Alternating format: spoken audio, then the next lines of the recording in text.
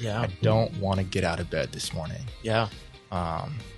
There's probably, I'm going to hypothesis, I'm not going to state fact. Yeah. There's probably pretty low levels of dopamine in our system in those moments. Yeah. And so if exercise can help increase that can help increase. Hey everyone, welcome to Family Care Learning. My name is Brandon Jones, and today with me I have one of our Arizona family counseling therapists, Seth. Seth, welcome. Thank you. And today what we're going to be talking about is exercise. And as I was talking with Seth, I don't know, it was a while back, about exercise and just even thinking about exercise as a way to influence our minds. And so I'm just super curious, as you were talking about this, can exercise really influence our brains and influence the way that we feel or change the way we feel? Absolutely. Okay. Yes. Tell me a little bit about that. Just what are some ways that exercise can influence or change our brain? Oh man, so many ways. I'm just going to spit a lot out. Yeah. So I'm ready. I'm catching it. Can help decrease symptoms of anxiety, symptoms of depression, relieving stress, relieving built up tension within our bodies, increasing our energy, increasing and improving our mood and overall, improving our just general sense of well-being. Yeah. And I think about what is it about exercise that you think influences for us to have all these benefits? Bodies are super complex. No, by no means am I going to claim to be a neuroscientist or a personal trainer or a nutritionist. But what I do know and what I've read a lot about is when we're moving and when we're exercising, one thing that's doing is it's increasing our blood flow. And so if we're doing some type of activity, whether it be just a moderate level activity like hiking or going for a light jog, swimming, climbing, dancing, our heart rate's going up a little bit. We're getting the blood flowing, which is sending more blood to our brain and then more oxygen throughout our bodies. And so what that's doing on one level is it's creating more of a sense of body awareness. Yeah. And so once the blood is flowing, we start just having more of a sense of presence within our own body. What is my breathing doing? You begin to notice your breathing patterns. You begin to really notice your heart. If you've got areas in your body where you've been carrying stress and tension, you begin to notice it more, especially if you're doing more isometric exercises, any type of stretching or exercises where you're holding poses, like let's say you're doing a wall sit or a plank. You start to notice, where is this tension? And then your body's releasing that. So when we are stressed or anxious, we have more adrenaline built up in our bodies. We have more cortisol built up in our bodies. And those are fantastic to have if they're being used in that moment. And we're getting rid of those. But a lot of times what happens when you see chronic stress and acute anxiety is those chemicals just build and build and build, but we're not actually releasing them. And so then through the exercise, we start having a release. I knock my mic over. To let those out. Release the tension. And then it also, at the same time, we're increasing happy chemicals, the feel good, warm, fuzzy chemicals. Those are actually being increased as you're doing exercise. They are being increased. So a few of those one of them would be serotonin. Okay. Yeah. And so when we're engaging in regular activity, we increase our levels of serotonin. And that's literally going to make you feel better. Right? Yes. As you have more serotonin. So serotonin really plays a role in our sense of belonging. as well as positive identity. Yeah. And if you're feeling anxious or depressed, those are probably not too great at the moment. Right. You probably just feel isolated, alone, and probably not too good about yourself on the whole. Yeah. So it's interesting. I just even thinking about the whole serotonin thing and identity, right? Maybe it's not just the way when someone's like checking themselves out in the mirror. I don't know if you see those gym guys, right? And they're like, ooh, I look pretty good. Right. That could be a result of an increase in serotonin and feeling kind of good about yourself. Maybe that could right? be. Maybe that could be a number of things. Yeah. That right. But I think about, right, like mentioning just the pent up stress, cortisol, right? Like these hormones. And it's so interesting thinking about how my children naturally kind of express their stress in their bodies, right? They'll be moving around, hopping around. It's almost like they can't even sit still, where it's like they almost more naturally just kind of let the stress out that way through physical activity, where I think sometimes adults kind of learn ways to maybe stuff it down more. But I think this is the thing. We have to look professional. Right. What are we doing if we're just moving around? Yeah. If I'm like hopping around doing stuff like we have an image to uphold. Right. But there is something about that that's like super regulating of getting this physical energy out. And as you were talking about like the stress stuff, I was thinking like, like you think about the Dan Siegel flip your lid or the fight, flight, or freeze. Like you're in your lower brain, you're overstressed, you're perceiving threat, and your body's moving all of these resources to prepare to fight or run or whatever. But then you're just sitting there, and so I could see how that could just feel. It goes nowhere. Right. Yeah. And sometimes like our bodies are constantly to function at their prime, they're seeking balance. Yeah. And so many moving factors. Yeah. And that even with going back to Dan Siegel and talking about sympathetic, parasympathetic nervous system. Yeah. Being outside of your window of tolerance, whether that's you've gone above it or you've sunk below it. Yeah. Hyperactive, hypoactive. It's how do we get back to that balance point? A lot of times what we see when people who are depressed, if we're looking at the nervous system, they're more in that dorsal area. Yeah. They've kind of sunk low. It's just, I don't have the energy.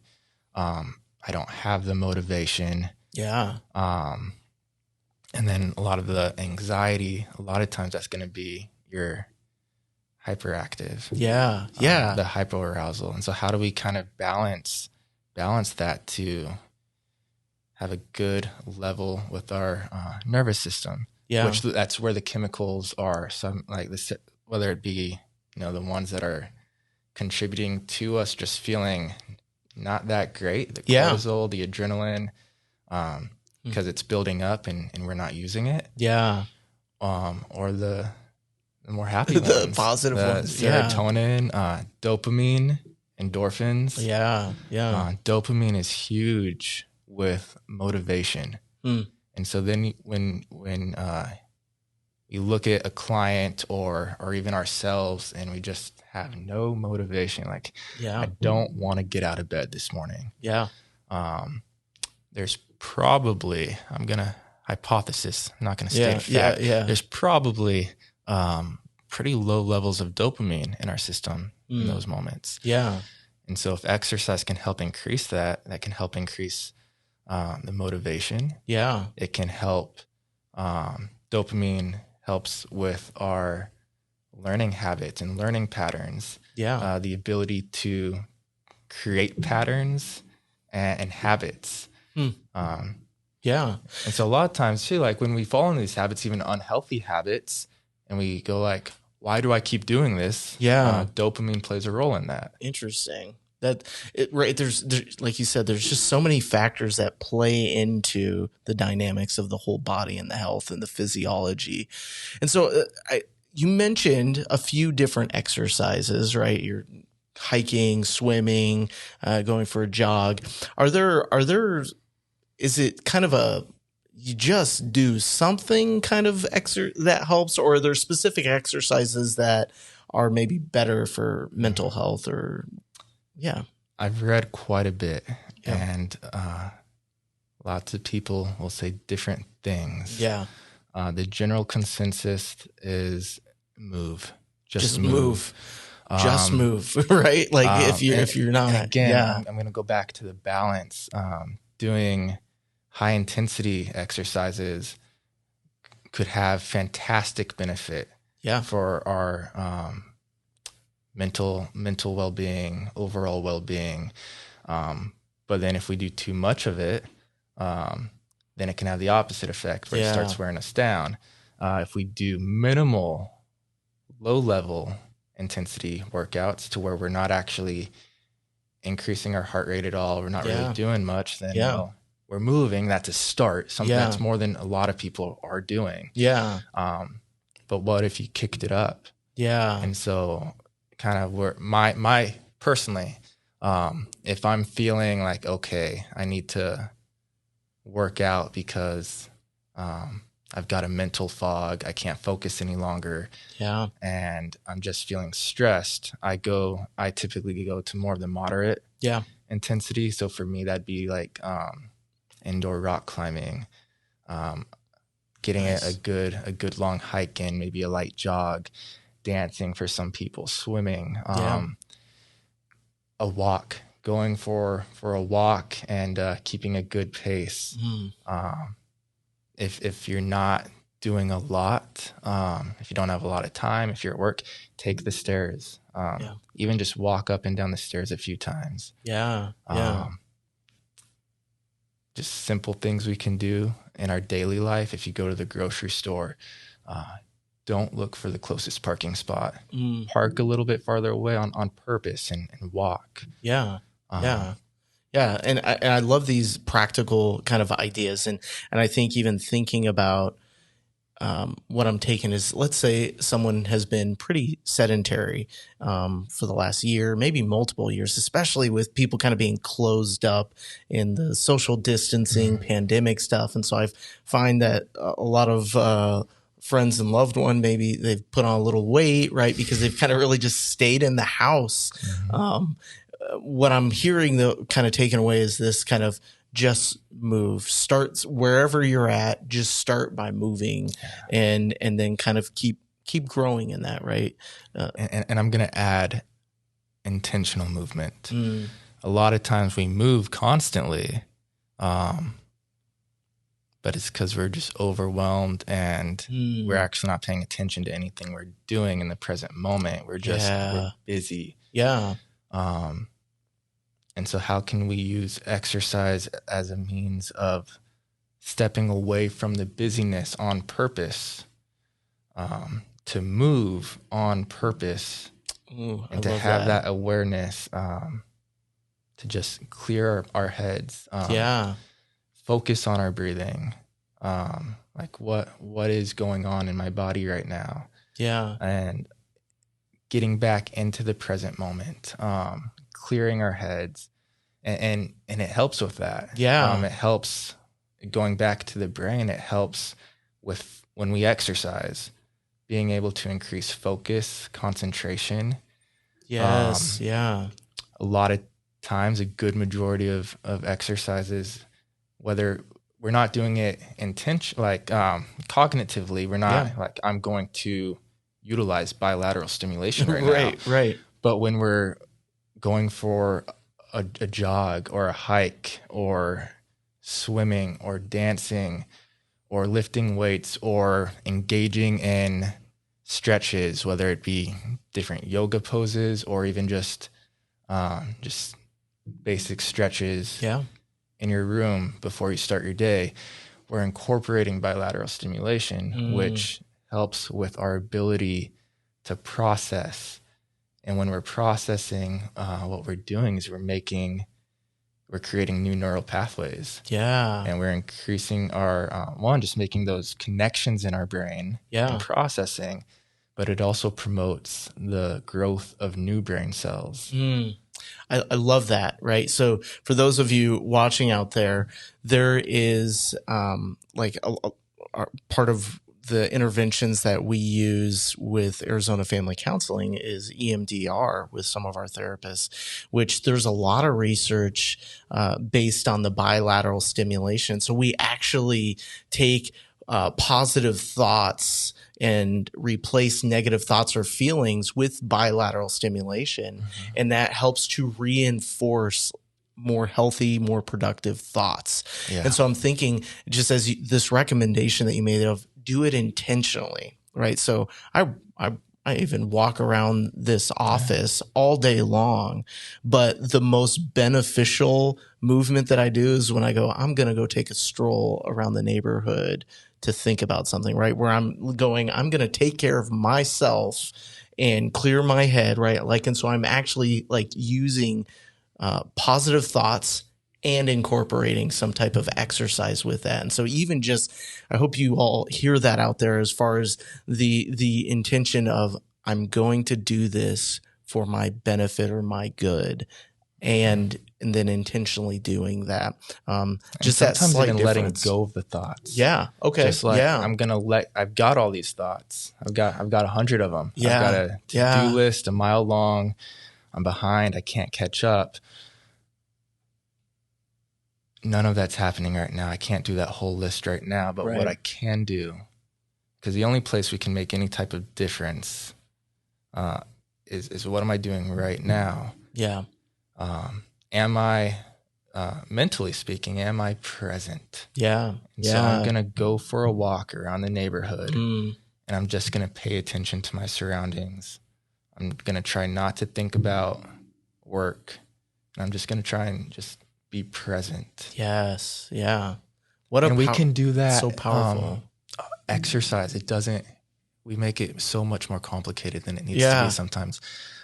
Mowing the lawn. I'm going to go mow the lawn and really just focus on the lawn. Maybe put in some headphones, sweeping, vacuuming. Right. A lot of household chores, man. Those, like, you'll break a sweat sometimes. Right. That's exercise. You're moving. Yeah. But then just zooming in on the intentionality piece can even be a start for those of you out there that's going, I don't have time to do something for myself. When I've heard a lot of people kind of say that, but it's like, well, even things that you're already doing, you can just kind of just be a little bit more intentional about, right? And I think about in my faith, right? It says like whatever you do, right? Yeah. Whether you're eating or drinking, doing it for the glory of God, basically, right? And so I'm thinking about like even the mindful awareness. If I'm vacuuming, I have the ability to push a vacuum and stand up. And noticing, like you're saying, noticing your feet and your hands, right? Like, and for this task right now, it's not meaningless. Yes. Yeah. And just really sitting in with that. And so not only do we have these benefits of physical activity and exercise, but then it's also kind of taking this intentionality with that and really strengthening how much that can benefit you. So I have just thinking about this, right? Are there any cautions if people are going, I love what Seth's talking about here, and I'm going to go start walking around the block or going for a jog or for a hike. Are there any cautions or things that we want to like just make sure that people think about before they start engaging in any kind of physical activity? Oh, for sure. I know.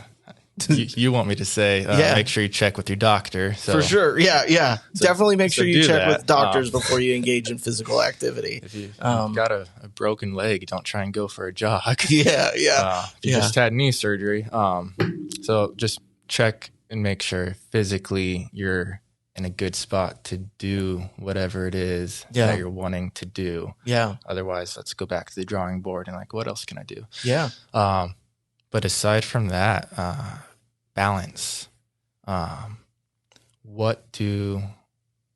because it's more than just exercise that contributes to our well-being. Yeah. What are you putting in your body each day? There's just as much research and science that tells us what we eat has a direct impact on what we feel. Yeah. On the emotional level. So are you getting enough food in your body each day that's actually giving you nutrition that your body utilizes? Right. Are you getting enough rest and sleep? It's crazy exercise. It does increase our energy and motivation. Yeah. I've been in places, where I just feel like, oh yeah, I've got so much energy, I'm invincible. I don't need to sleep. Yeah. But that's not true. And so make sure like you're getting enough sleep. Otherwise your body's going to begin to feel that deficit. And you're going to start not feeling well again. So are you eating well? Are you giving your body the chance it needs to rest and to heal? Yeah. And just on a biological level, when we are exercising, a lot of times we're literally tearing muscle fibers. That's how we get stronger. Right. So are you giving yourself a chance for those to heal so that you're not causing more damage to your body? Yeah. What does your social engagement look like? Yeah. We are social and relational beings. And a huge part of our well-being beyond exercise is our interactions with others. Are you maintaining healthy friendships, healthy relationships with family? Yeah. Relationships at work. If any of those are lacking, even if you're moving and working on just being mindful and relieving stress and tension, you're still not going to feel that great. And so make sure you continue, when we think about health, it's the whole person well-being. I love that. So yeah. And Seth, thank you so much for joining today. And for those of you out there just even thinking about the end of the year, the holidays, right? All of the things are usually adding stress to our lives. We hope and pray that you will engage and maybe take this time and kind of think about the physical activity and the exercise. And of all those topics that you mentioned, I'm going, well, okay, we got to do a couple more of these about social relationships and sleep and rest and diet and those things. And so I'd love to have you back on to talk about some of those in the future. But for those of you out there that's going, man, I'm really struggling with the self-care piece. Arizona Family Counseling is here for you. Seth, as one of our therapists, is here for you even to work on kind of going, okay, what kind of healthy self-care routines can I engage in to address anxiety or depression or even just the stress of parenting maybe children with anxiety and depression. And so we hope and pray that this small talk is an encouragement to you. So we are here for us. you. Yes. But as well, really ask yourself the question, who do you have in your circles right now that can maybe partner with you? Who can go on that hike with you? I love that. Who can go try out that new Zumba class or yoga class with you? I love that. Then you're knocking out two birds, one stone. You're getting the relational aspect and building that connection. And you're also getting the physical, which is also very much biological, mental, emotional. I love that. Yeah. Seth, again, thank you so much. Thanks for joining us.